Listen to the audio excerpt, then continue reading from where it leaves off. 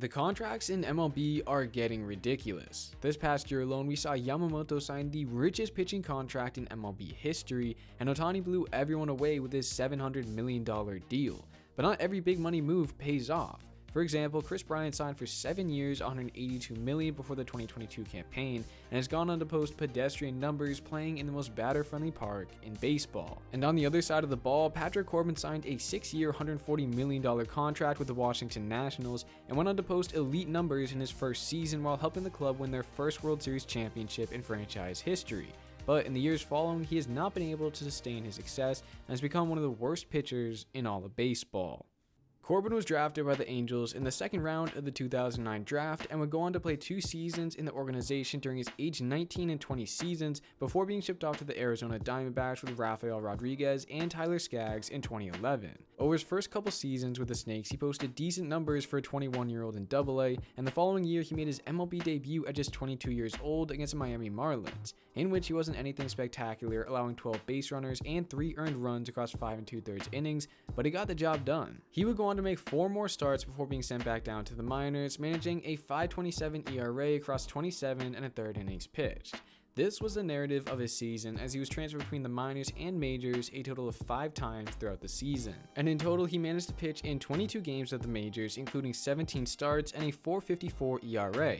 But with a flat 4 FIP and decent 3.44 strikeouts per walk, it was something to build upon for the following season. During spring training of 2013, Corbin was fighting for the 5th and final starting spot in the rotation against a couple guys. The first being highly touted prospect Tyler Skaggs, who had a 2.87 ERA in 22 starts stretched between AA and AAA the previous year, and newly acquired Randall Delgado, who had a similar season to Corbin in 2012 with a 4.37 ERA and a 4.07 FIP across 92 2/3 innings. At the beginning of camp, it felt as though Corbin would be the odd man out, but he showed up with 10 more pounds of muscle, which helped his fastball clock in 2+ miles per hour faster than just 6 months prior, and allowed him to put on a show for the managerial staff, tossing a 2.81 ERA across 7 appearances during the spring, ultimately earning him the last spot in the rotation. 2013 was one of Corbin's best seasons in the majors. For starters, he won Pitcher of the Month in May after winning all 5 of his starts and allowed just 6 earned runs across 35 1/3 innings, and by the end of July, he held the 3rd lowest ERA with a 2.24 figure, only losing out to Matt Harvey and Clayton Kershaw, who finished 4th and 1st respectively in Cy Young voting. Corbin, on the other hand, did not receive any votes after disappointing down the stretch with a combined 6.05 ERA across his final 11 starts. But in the end, he had some nice totals for his first full season in the bigs, with a 3.41 ERA, over 200 innings pitched, and his first All-Star Game appearance. He accomplished this at just 23 years old and gave the D-backs the impression they'd found their ace of the future. However, after getting the opening day nod at the end of spring training 2014, he felt tightness in his forearm, and an MRI later revealed he would need to undergo Tommy John surgery, ending his season before it even started. Over the next few years, he wasn't able to find the success he found pre-injury, managing a cumulative 4.35 ERA and 104 ERA plus across 85 games. But in 2018, 4 years after his operation, he broke out once again, topping his 2013 season with a 3.15 ERA across 33 starts and 246 strikeouts, beating his previous career high by 68. The reason for his incredible success? His slider, the pitch Todd Helton described as the best he had ever seen.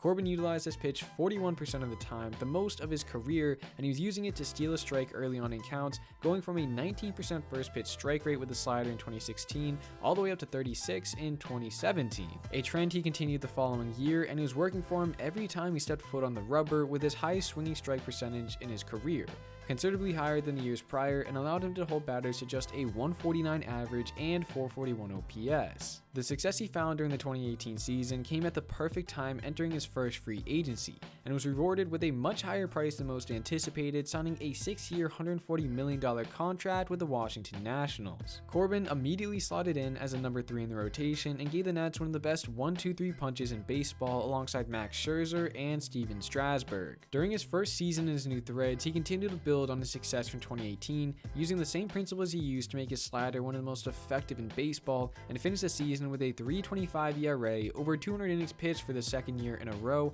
while striking out well over 200 batters also for the 2nd year in a row. And in the postseason, he continued to fight through innings for the Nats as he pitched in 3 games during the World Series, the most crucial of which came in Game 7 on 3 days rest in relief of Max Scherzer down 2-0. He went on to toss 3 scoreless innings, allowing just 2 hits, giving enough time for the bats to come alive alive and take control of the game in the final few innings. And in the end, he became the winning pitcher in Game 7 to help the Nats win their first championship in franchise history, even dating back to their Expos days. In total, from the 2018-19 season, Corbin was a king of consistency, tossing over 400 innings, becoming just one of 6 to reach this milestone. He also held a cumulative .320 ERA, the second lowest among left-handed pitchers, nestled between future first ballot Hall of Famer Clayton Kershaw and Chris Sale, one of the most dominant southpaws during the 2010s. And when games mattered most, he struck out batters at an elite level. During his 2019 playoff run, he posted 13.9 strikeouts per 9, the 5th most in a single postseason in MLB history among pitchers with at least 15 innings pitched. And with all the success he found during this time, he was a recipient of the Warren Spahn Award in 2019, which is given annually to the best left-handed pitcher in baseball, meaning he beat out Clayton Kershaw, who went 16-5 with a .303 ERA, and Hyunjin Ryu, who had the lowest ERA across both leagues at 2.32. It's safe to say Corbin was on top of the baseball world, heavily regarded as the best southpaw in the game, and fulfilled every ballplayer's dream of winning the World Series. And with 5 years left on his contract, there was no telling what else he could achieve during this time. More All-Star appearances, a second World Series ring, or maybe even a Cy Young Award, but all of which have been far from reality. The following season in 2020, nothing seemed to go right for him, and there have been many people to state their opinions as to why all of a sudden a drop. For starters, Ryan Zimmerman stated, "I think a lot of people forget he was, for lack of better words, abused in 2019 in the playoff run. He did things that he's never done before for us to win that World Series." Overuse can most certainly be a problem for pitchers, but Devin Fink of Fangraphs wrote a great article in 2021 regarding his thoughts on his regression, bringing up the fact that his extension on the slider jumped considerably during the 2020 season. Fink would go on to state, "This means that when Corbin throws a pitch, he's now doing so 9.6 inches closer to home plate than he was 2 years ago." He would also go on to mention, for a pitcher like Corbin who has a big looping curveball-ish slider, it means he's missing out on a ton of gravity that could help him miss bats. This was a problem for him during the 2020 season, as he saw his swinging strike percentage plummet from around 27 the previous few seasons to 20, while seeing his contact percentage rise from 48 to 63 and zone contact percentage up another 6%. All in all, his 2020 numbers on his slider better resembled his 2016 and 17 days when he had a combined .453 ERA in 69 games. And as for his overall numbers in 2020, 1 year removed from his dominant 2019 display, he had a 2-7 record with a .466 ERA while allowing the most hits in the league. A trend that would continue with 2021 being the worst season of his career up until that point, tying for the most losses in the league, the most earned runs at 111, second most home runs with 37, and the worst ERA among pitchers who threw over 130 innings. Those are not the stats you want to lead in. Moving on in 2022, he continued to try to find his form of success by relying more on his sinker, using it 45% of the time, up from 28 the year prior, as well as relying less on the slider, using it on just 29% of his pitches. This was a formula he used during his All-Star 2013 campaign, where he posted a solid .341 ERA.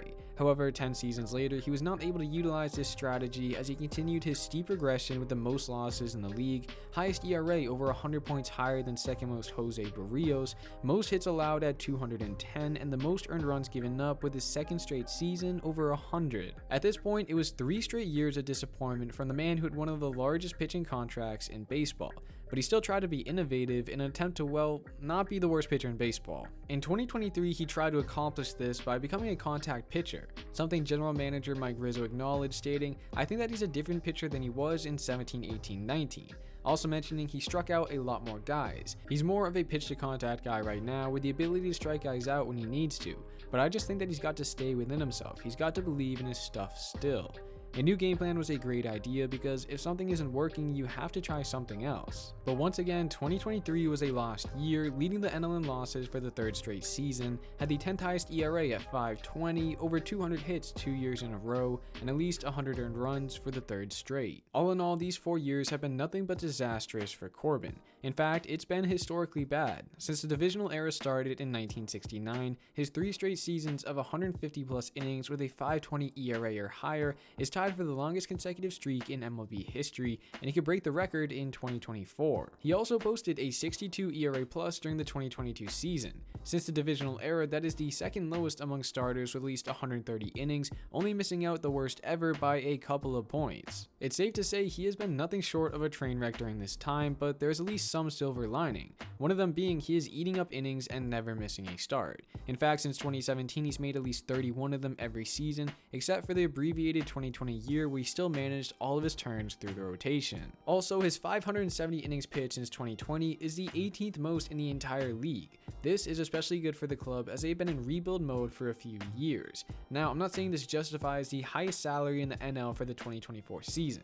Seriously, he's getting paid more than guys like Nolan Arenado, Mookie Betts, and Bryce Harper. But if the Nationals didn't offer him this lucrative contract and instead he signed with, let's say, the New York Yankees, the Nats might not have won the World Series. And if that's the case, then at least the organization and their fans have something positive to look back on with Patrick Corbin in a Nationals uniform. That wraps it up for this video. Let me know what you think about Corbin's steep downfall these past few years in the comments, and if you enjoyed, consider leaving a like to help the channel reach more like-minded people, as well as subscribing to stay up to date with awesome baseball content just like this. Alright, thank you in advance, and I will see you in the next one.